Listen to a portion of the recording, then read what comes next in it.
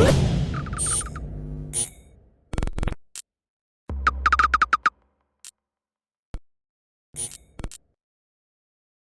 is Andi Purewal for Boxing Social in association with Betfred, and once again I'm joined by Tom Saunders out here in the beautiful and sunny Texas. Tom, how are you doing this morning, this afternoon now? Yeah, not too bad. Just come out from the press conference and yeah, it's all good. Talk about the press conference, being in the room, we was in the room next to it. What type of vibe did you get off Canelo being up there on the stage with your son? What kind of vibes did he give off? It was just quiet, he was trying to be professional. I didn't say too much. Billy just spoke about the fight and that, and the outcome of the fight, and really it was just like sort of professional, But you could see in his eyes he was uncomfortable.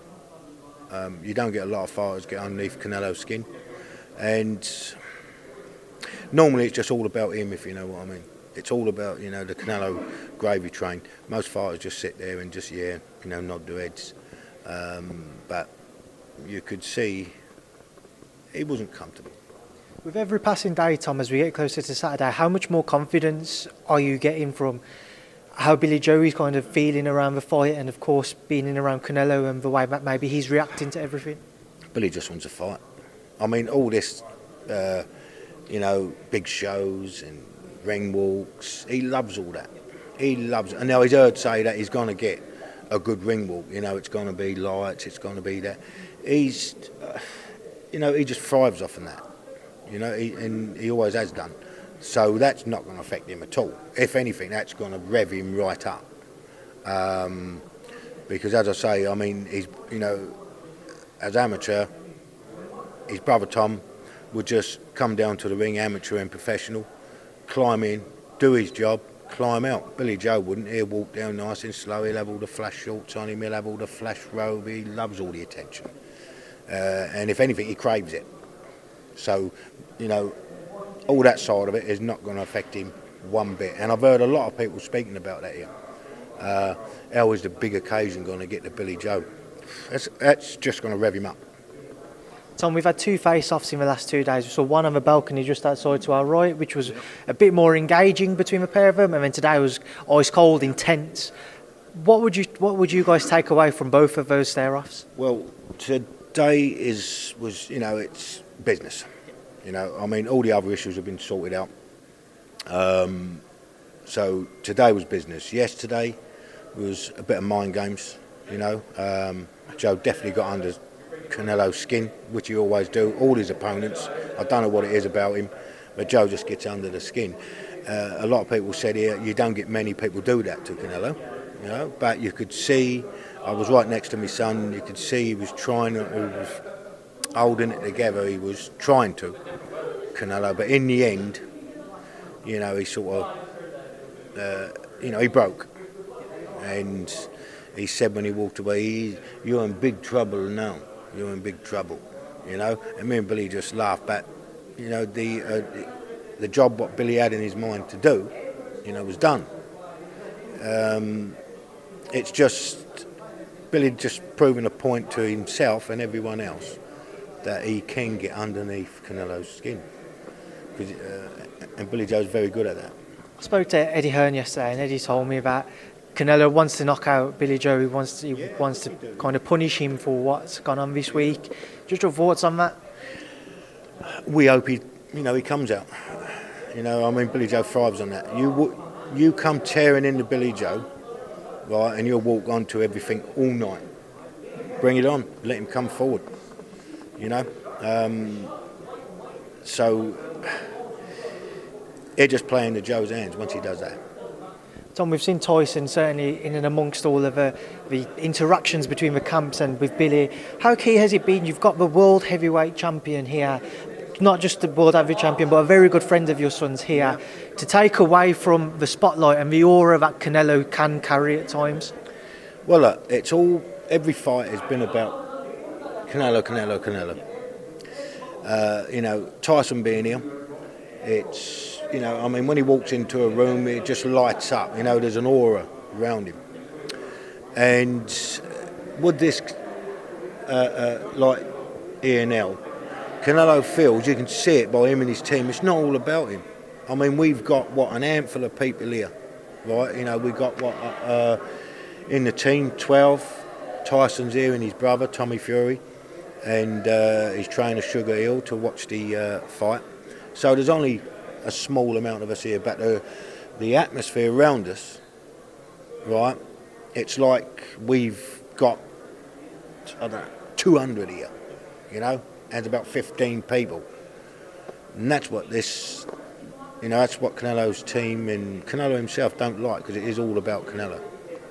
So one thing I haven't asked you yet this week is your son's about to challenge what many see as the pound-for-pound star in the sport. Your son himself is a two-weight world champion, a decorated amateur. How proud are you of his achievements and accomplishments throughout his boxing career so far? Well, I mean, I'm a very proud man. I'm my two sons, of what they've achieved in boxing.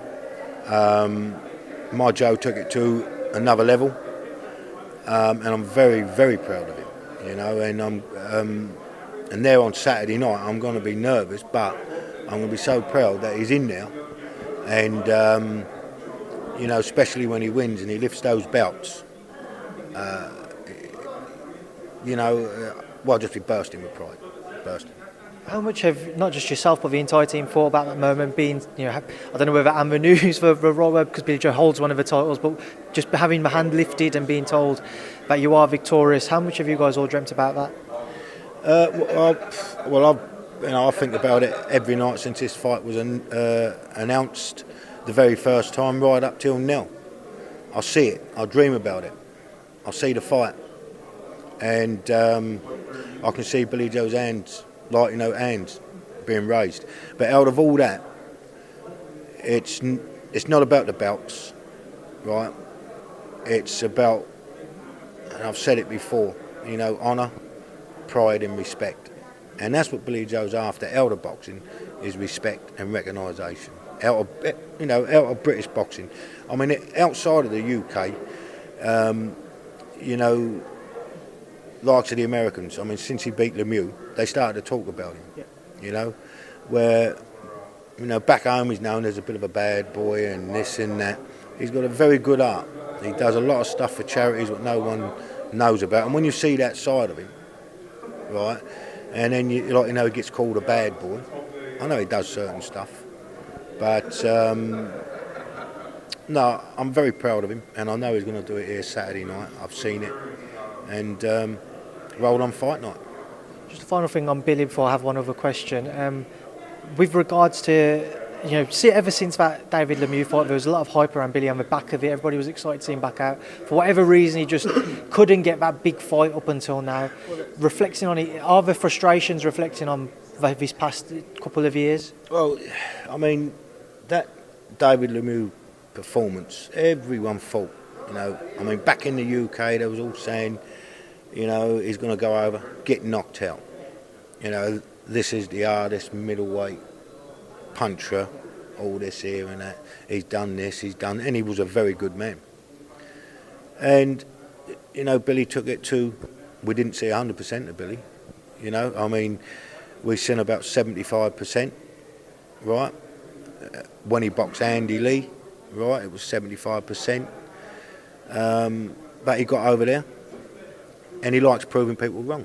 When his back's up against the wall, right, and he knows someone's in front of him what's got a good chance of beating him, bum, he switches on. And that's when you see the best of him. So here, he's switched on, and we're going to see more than the best of Billy Joe. I mean, what I've been seeing in the gym, I've been watching, I thought, I ain't seen that before. I've not seen this before. I mean, his arms, his body so solid. I mean, his nutritionist, Greg Marriott, and his strength and conditioning coach, Cam, you've got Mark, Tibbs, they've all done a wonderful job. And when you touch Billy's body, he's solid. He's done a very long training camp for this. It's cost him a lot of money, and he's left no stone unturned. Final thing, Tom, I can see you're wearing a shirt in memory of somebody who must have been very dear to yourself. That's Just want to take that up. That's my first cousin's son, Simon Darty. He passed away through, suicide. I'm May the 8th when Joe fights, which is a sign. The Gypsy Magic, this young man will be in the ring with me, right? And the Gypsy Magic's going to play a part that night. I mean, I'll have my cousin's son with me in spirit. And just talking about it now, I've got goose pimps on my arms. And that's the Gypsy Magic. That is a Gypsy Magic. Well, Tom, obviously best of luck on Saturday if I don't speak to you again once again. Thank you for speaking to Boxing Social. Thank you very much.